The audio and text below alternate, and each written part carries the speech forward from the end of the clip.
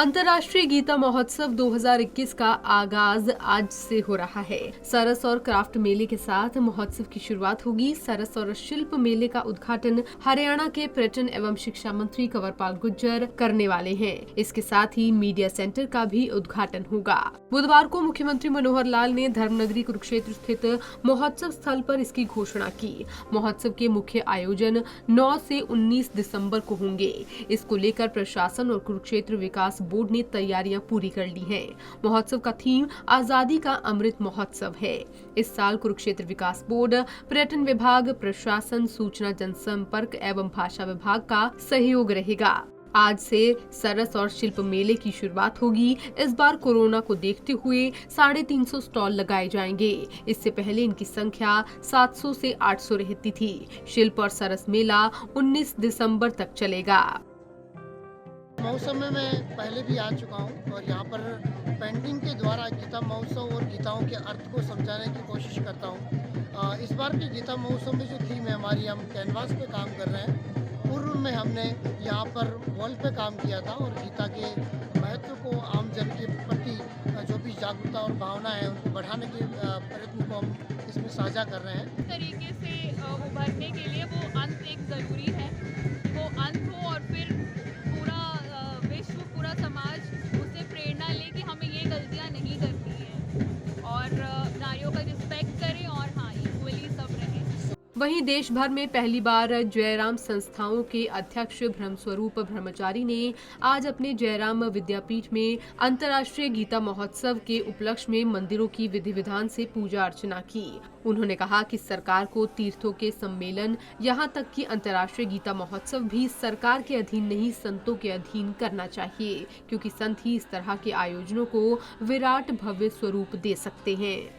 आज सम्मानित संतों के सानिध्य में हनुमान जी का झंडा चढ़ाया है। ध्वजारोहण इसलिए किया है कि गीता जयंती महोत्सव का आज से आरंभ हो रहा है।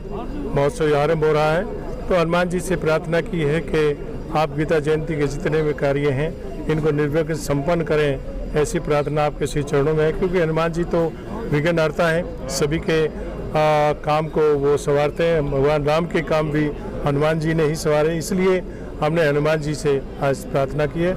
और क्योंकि कोरोना काल को देखते हुए 2 साल से कोरोना का पूरी दुनिया में प्रकोप है और हम सब भक्तों ने मिलकर के ये तय किया है कि सूक्ष्म रूप से गीता जयंती महोत्सव बनाएं। और लेकिन सूक्ष्म रूप का मतलब ये नहीं है कि आप अपनी भावना को सूक्ष्म कर दें।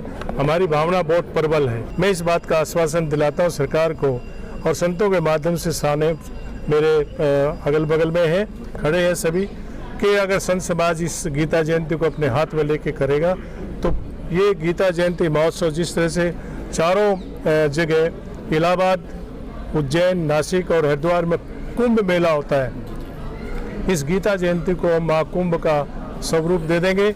जो हमारा ये तीर्थ है, ब्रह्म सरोवर तीर्थ है, इस तीर्थ की मर्यादा पूरी दुनिया में एक डंका बजे का स्वागत करता हूँ। मुख्यमंत्री जी ने जो संत समाज की समिति गीता जयंती महोत्सव बनाने के लिए कहा है, उसका मैं स्वागत करता हूँ माननीय मुख्यमंत्री जी का, और उसके ऊपर वो खरा उतरे, ये भी मैं उनसे आग्रह करता हूँ। वहीं इस मौके पर थानेसर के विधायक सुभाष सुधा ने कहा कि 2022 में संतों द्वारा बनाई गई अंतर्राष्ट्रीय कमेटी अंतर्राष्ट्रीय स्तर पर गीता जयंती मनाएगी और जिसका भव्य स्वरूप विश्व भर में गूंजेगा। प्रधानमंत्री नरेंद्र मोदी जी का धन्यवाद करता हूं, जो कि अब की बार गीता जयंती के अवसर पर आदरणीय मुख्यमंत्री जी ने उनसे एक रिक्वेस्ट की थी, तो प्रधानमंत्री जी ने कहा कि मैं उनको ऑनलाइन गीता जयंती के अवसर पर जोड़ूंगा। और प्रधानमंत्री जी का बड़ा मन था कि मैं कुरुक्षेत्र में गीता जयंती के अवसर पर आऊँ। नेक्स्ट समय में प्रधानमंत्री जी यहाँ आएंगे और इसके साथ साथ मुख्यमंत्री जी ने किस प्रकार से कल एक प्रेस कॉन्फ्रेंस करी थी और मुख्यमंत्री साहब कल गाड़ी में बैठ के मेरे डिस्कशन हुआ था। जब आए तो वहाँ पे बात हुई थी। मुख्यमंत्री जी ने कहा कि इसकी एक समिति बना के हमने आगे रखी है, संत समाज की और सभी सभाओं की जितनी भी संस्थाएं हैं उनको जोड़कर एक उसकी समिति बनाकर अगली बार गीता जयंती का अवसर बनाया जाएगा। अंतर्राष्ट्रीय गीता महोत्सव के मौके पर कुरुक्षेत्र रेड क्रॉस सोसाइटी ने रक्तदान शिविर का आयोजन किया। इस मौके पर हरियाणा रेड क्रॉस सोसाइटी के महासचिव DR शर्मा ने मुख्य अतिथि के तौर पर शिरकत की और कुरुक्षेत्र जिले के जिला उपायुक्त मुकुल कुमार भी रक्तदान शिविर में पहुंचे। महोत्सव पर ये जो कार्यक्रम आयोजित किया गया है, आयोजकों को बहुत बहुत शुभकामनाएं। और रेड क्रॉस सोसाइटी को विश्वास में लेकर के इस प्रकार का एक कैंप लगाया गया है। तो यहाँ के आयोजकों को मेरी शुभकामनाएं।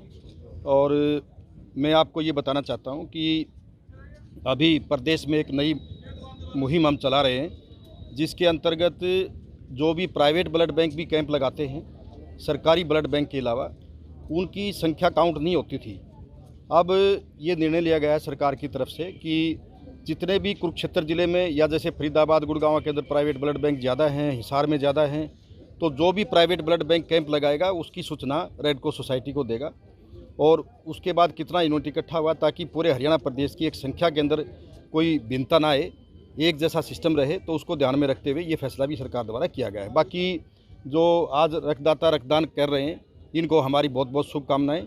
आपको बता दें, अंतर्राष्ट्रीय गीता महोत्सव 2021 का आगाज कुछ ही देर में ब्रह्म सरोवर सरस और क्राफ्ट मेले के साथ होगा। यहाँ करीब 350 स्टॉल लगाए गए हैं। लोगों ने अपने स्टॉल लगभग सजा लिए हैं। इसी के चलते ब्रह्म सरोवर पर महोत्सव का नजारा देखने योग्य है। पंजाब केसरी टीवी के लिए कुरुक्षेत्र से अशोक यादव की रिपोर्ट।